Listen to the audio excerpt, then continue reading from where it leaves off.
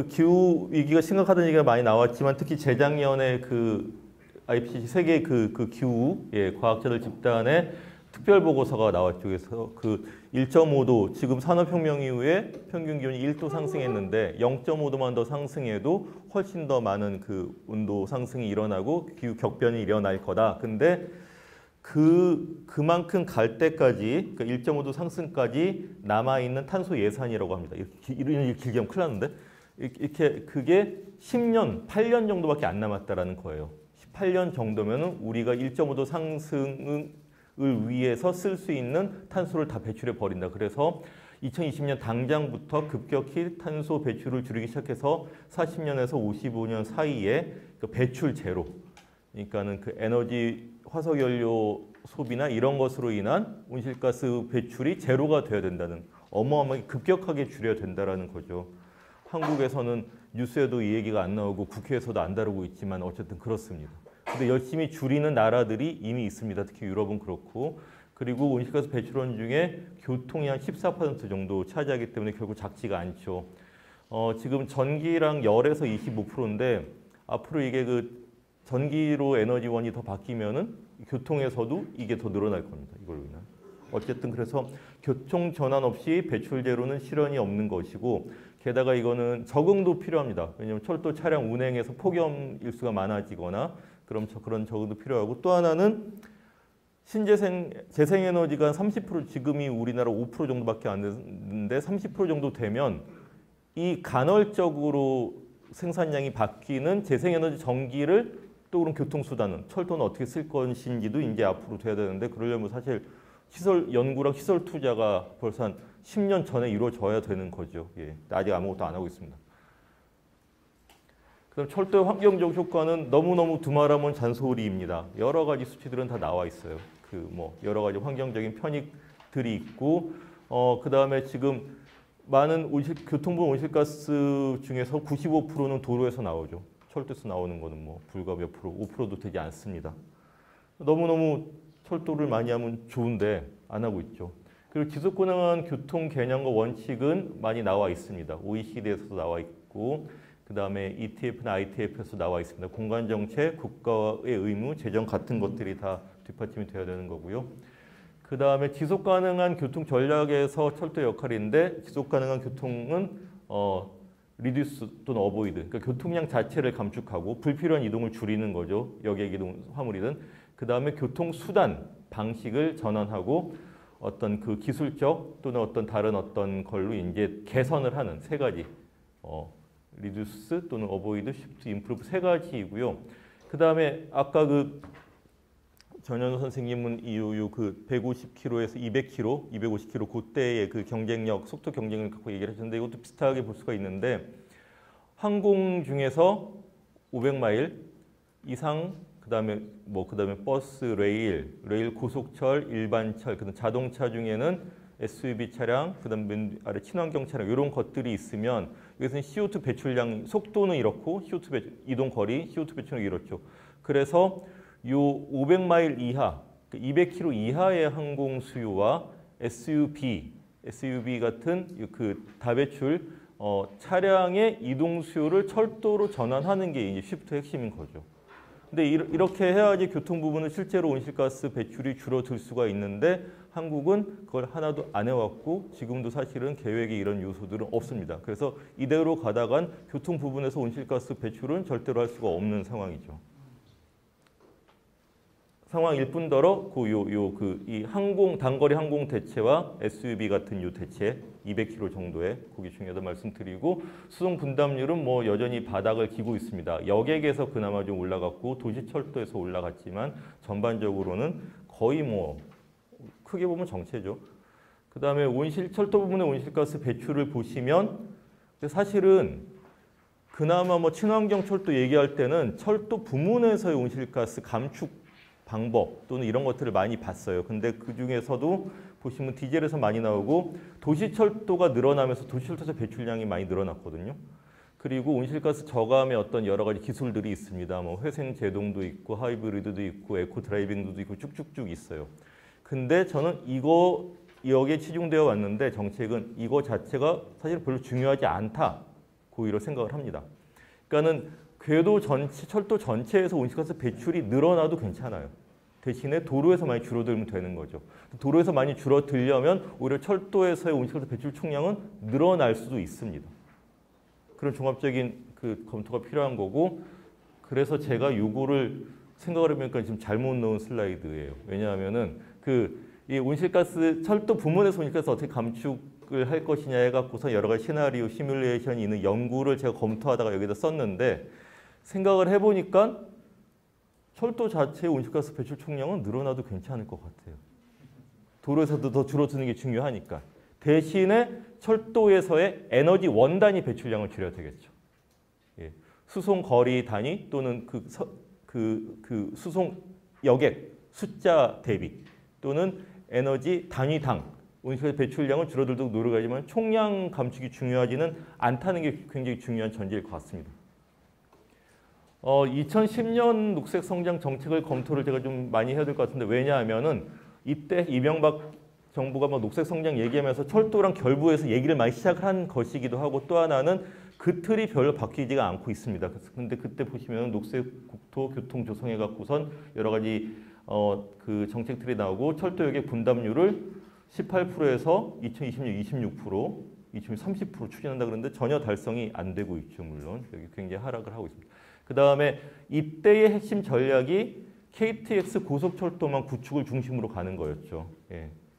그렇게 하고 뭐 여러 가지 이제 목표와 그 다음에 고속철도망은 궤도 특성상 온실가스 감축으로 저탄소 성장을 견인할 것으로 기대했는데 기대만 했습니다. 그래서 국토해양부는 이렇게 하면서 어떻게 요 녹색 성장 정책의 철도 쪽에 보면은 이쪽 국토해양부 그때 보도 자료입니다. 철도 투자 부족으로 아까 여러분들 지적한 거죠. 수송 부담률이 정체하고 있고 도로에 비해 속도 경쟁력이 떨어진다.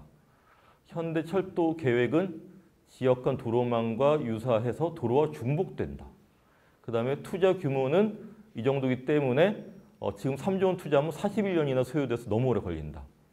그 다음에 수요 많고 수익성 있는 고속철보다 적자인 일반 철도 건설에 치중해 왔다가 문제라고 진단을 했어요. 그 다음에 철도 물류도 취약하다. 이렇게 진단을 해서 KTX 고속망 위주로 정책을 끌고 간 건데, 저는 이게 되게 잘못이었다고 보고, 일단 국토해양부 스스로가 평가에 오류를 범하고 있다. 그러니까 지역간 도로망은 중복되는 게 아니라, 중복돼서 문제가 아니라 적절히 중복돼야지 대체 효과가 있는 거죠. 또 어떤 환경단체에서는 사실 그런 얘기도 합니다. 춘천에서 속초는 중복 투자다. 도로 있고 터널인데 또 놓느냐. 그런데 저는 그렇게 적절히 중복이 돼야지 사람들이 이제 철도로 갈까? 자동차를 끌고 갈까? 선택을 할 수 있고 대체 효과가 있다는 생각이 듭니다. 두 번째는 현 철도망 투자 규모가 지나치게 작다는 걸 간과하고 있죠. 저는 여러분들 얘기했지만 제가 대충 연 10조 정도는 투자해야지 뭔가 의미 있게 철도 규모가 확충되고 온실가스 감축으로 이어질 수 있다는 생각이 들고요. 수익성 없는 일반 철도 건설 치중한 게 문제가 아니라 소홀히 했기 때문에 더 안 좋게 된 거죠.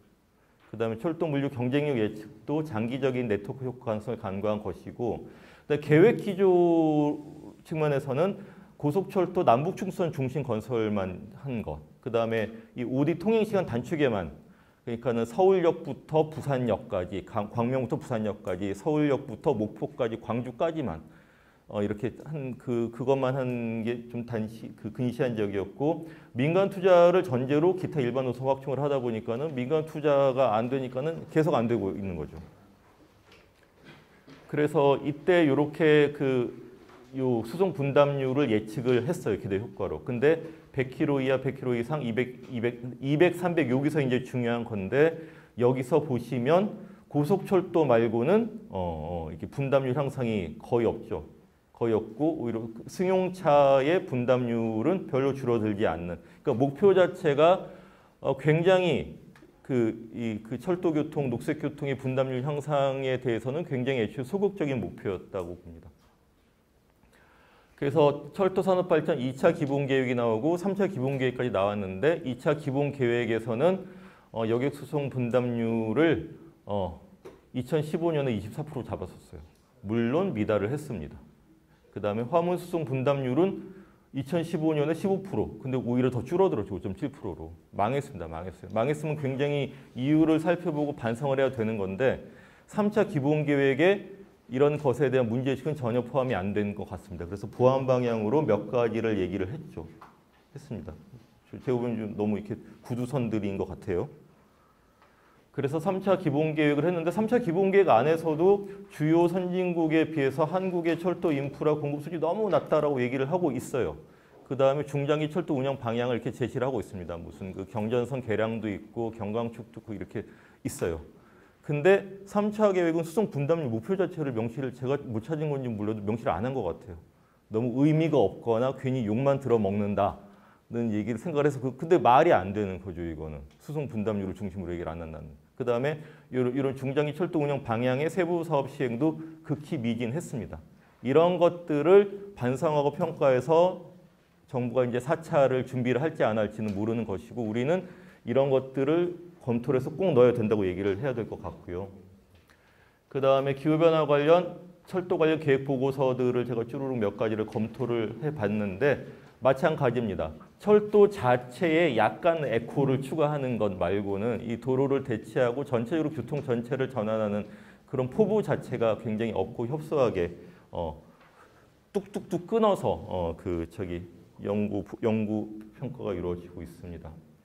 다른 나라에 보면은 굉장히 활발하게 정말 철도 르네상스라고 할 정도로 활발하게 여러 가지가 되고 있어요. 그 국제철도연맹에서는 입장 문서를 계속 제출하고 있고 시뮬레이션도 하고 있고요.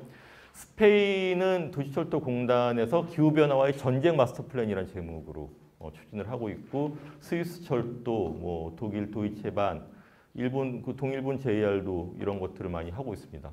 그 ITF, ETF 같은 국제 그 운수 노조에서도 저탄소 모빌리티 노조 정책이 강구되고 있고요. 미국은 워낙 철도가 낙후되어 있고 이러기 때문에 전기화를 전차로화를 하면서 그거를 지역 공동체가 생산한 재생에너지로 공급을 하는 그런 것들이 얘기가 되고 있습니다. 한국은 에코레일 2015 프로젝트는 정말 그냥 있는 거 다 모아놓고선 그냥 녹색칠하는 것 정도였고 녹색성장 계획으로는 환경성을 중심으로 한 철도 계획 점검이나 추가 수립은 없었던 것 같습니다.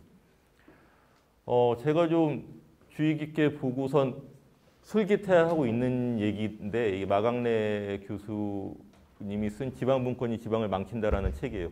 지방분권하고 균형발전은 되게 정부가 강조를 하고는 있지만은 이런 식으로 지방분권을 하면 오히려 인구가 그 유출되고 그 재정 자립력이나 행정력이 없는 다른 지역들은 더 망한다. 작은 지역 더 망하게 된다. 그래서 이분이 대안으로 제시를 하는 것은 압축 도시를 거점 중심으로 압축을 하고 여기서 네트워크 효과를 키워서 거점을 키우는 겁니다. 그래서 실제로 주요 광역 시도를 중심으로 이제 가자는 거죠. 근데 이렇게 했을 때 이분의 평가는 이명박 정부가 5+2 광역 경제권 얘기했고 다른 이후 정부들도 비슷한 얘기들을 했다. 안 됐다. 왜 안 됐냐? 시도 간 광역 경제권 내 지자체 간 연계 협력을 꾀하는 구체적인 대안이 없었다는 점이고 제가 좀 나가서 해석을 해보면은 KTX 역세권 중심으로만 거점으로 얘기를 했거든요. 근데 권역별 네트워크 계획은 강구되지 않았고 대도시권 방사형 교통망 구축도 수도권을 제외한 거의 진전이 없었고 근데 나아가서는 로컬 푸드나 에너지의 지방 분권과 물리적 자립률을 향상을 위해서도 광역 범위 교통망 확충은 굉장히 좀 중요할 것 같습니다. 그 예전에는 부산의 구포시장이나 울산의 호계시장 보면은 그 무궁화 비둘기호 타고 이제 아주머니들이 이 나물하고 뭐 이런 것들을 하고 팔러 오는 거잖아요. 그게 사실 로컬 푸드고 지역 에너지 자립인 건데 그런 시장조차 없어지고 있죠. 세모로 무궁화가 안 다니니까. 틸팅 열차 잘 개발해놓고 한국형 틸팅 열차 지금 잠자고 있잖아요. 이거는 아마 시속 200km, 250km의 일반 열차 구간에 투입이 돼야 되는데 일반 열차가 더 줄어들고 있으니까 운행이 줄어들거나 추가가 안 되니까는 이걸 안 하고 있고 계속 이제 죽어라 이제 고속철도만 하고 있는 거죠. 그래서 중간 정리로 거의 끝났습니다. 2, 3차 철도 발전 계획을 비롯해서 여러 계획들이 경제성 확보만 치중돼서 장기적인 환경성과 지속 가능성에 대한 고려가 매우 미진했고 그다음에 기후위기 심각성과 이와 관련한 대응이나 정책 지도가 나올 때 철도 산업과 종사자에게 미칠 영향 이런 게 좀 파악돼야 되고요. 이 철도망과 철도산업의 잠재력을 다각적으로 살피고 기후변화 대응 측면에서 철도산업이 적극적으로 가져야 할 좀 발전 방향을 도출할 필요가 있을 것 같고요. 민간 투자 중심, 신재주의 수승 중심으로는 온실가스 감축 실패는 필연이다. 적기에 경제사회 전체적으로 조율되는 국가 수준 동원과 조직 운영이 중요하다는 생각을 합니다. 그래서 제가 이제 연구의 일부분을 맡아서 한다면은 잠정적인 결론은 이렇습니다. 소나무 효과를 현실로 만들고 종합적인 친환경 철도 시스템을 구현하는 게 좀 화두가 되어야 될 것 같고요. 물리적 구조로는 일반 철도 간선 노선 확충과 개선, 특히 동서축, 남부 경전선이나 아니면은 중부, 북부 다 이거는 남북 그 철도 협력이 되면은 금강산이 아마 가장 먼저 뚫릴 가능성이 높은데 그걸 위해서라도 동해 북부선하고 접속이 좀 빨리 되어야 되는 것이고요. 동서 화합 차원에서 정말 좀 중요하다고 생각을 합니다. 그 울산에서 광주까지 고속버스가 하루에 4대가 4편밖에 없을 거예요. 제가 몇 년에 타봤는데 철도를 탈 수는 있습니다. 신탄진까지 올라왔다가 이제 다시 내려가야 되는 바보짓을 해야 되는 거죠.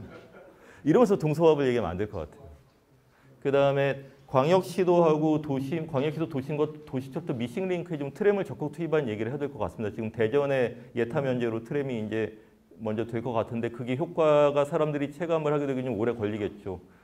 그 트램은 건설비가 굉장히 적을 뿐만 아니라 도로에서 승용차를 몰아내는 정원화 효과가 있기 때문에 오히려 도심이 혼잡해서 자동차가 많아서 트램이 안 된다가 아니라 그래서 트램이 더 필요하다고 생각을 하고요. 이제 돌아가신 정두원 의원이 국회에서 트램 포럼 만들어서 열심히 했는데 그분도 없고 하니까는 지금 21대 국회에서 트램을 열심히 할 국회의원이 있을까도 좀 굉장히 걱정이 되긴 하는데 우리 연구에서도 좀 얘기를 해야 되지 않을까 싶고 권역별 내 철도, 버스, 농촌, 공영 대중교통 네트워크를 통한 거점 양성 이런 걸 생각을 해봐서 아까 전현 선생님이 책에는 안 실었지만 개인적으로 그려봤다라는 그 노선도 이런 게 좀 굉장히 의미가 있을 것 같습니다. 반갑게봤고요. 제도적으로는 철도 투자 재원 우선 확보 아까 말씀 나왔고 운임 지원, 도로 교통량 자체 감축 계획하고 수단을 도입해야 되는데 요거는 우리 보고서에서 담기기는 어렵겠지만 그렇습니다. 방법론으로는 BC 분석을 지향하고 비용 효과 분석으로 좀 확대를 하고 효과 분석 항목에 도로 교통량 감축, 수송 분담률 바꾸는 거, 온실가스 저감 에너지 전환 등의 항목을 포함하고 철도, 일반 철도 전 분야의 온실가스 감축 인벤토리 세부적으로 구축을 해야 되지 않을까라고 구상을 하고 있고요. 그래서 연구 주제와 주안점은 이렇게 좀 잡고 있고 마지막 얘기가 있습니다. 잠깐만요.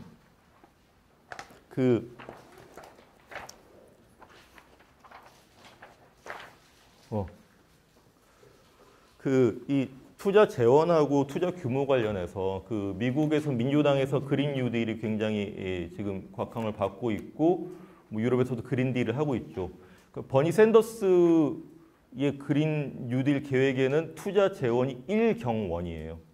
근데 그 중에서 에너지 건물도 있지만은 대중교통, 철도 투자 굉장히 많이 있습니다. 그래서 그 정도 스케일로 우리가 좀 던져야 되는 게 아닌가. 특히 기후위기 시대는 그런 생각이 들고 있고 전현우 선생님이 새로운 사회계약 얘기를 할 때 제 귀가 번쩍 뜨였는데 이 뉴 딜이라는 것 자체가 이제 거래 또는 계약이라는 뜻이거든요. 그래서 그 정도로 좀 통 큰 사회계약, 철도 사회계약을 해야 된다는 것이고 그래서 저는 이 그린 뉴딜 시대의 철도는 유일하게 필요한 대규모 토건 사업이다. 이런 그 워딩도 좀 노조가 가질 필요가 있지 않겠나 이런 생각을 합니다. 고용 걱정을 많이 하실 수 있는데 총 고용이 오히려 대중교통, 버스, 철도에서 더 많이 창출될 수 있다는 연구도 많이 있어요. 근데 물론 그게 매칭이 잘 돼야지 그대로 보장되는 건 아닌데 근데 철도는 걱정할 게 없는 게 연장을 늘리고 철도 차량이 많아지면 그냥 고용이 많아지는 겁니다. 지금 디젤 정비하던 분이 일자리가 없어져서 걱정을 할 게 아니라 차량 자체가 많아지면은 전기 정비로 넘어가시면 되는 거죠. 좀 통 크게 좀 갔으면 좋겠습니다. 이상입니다.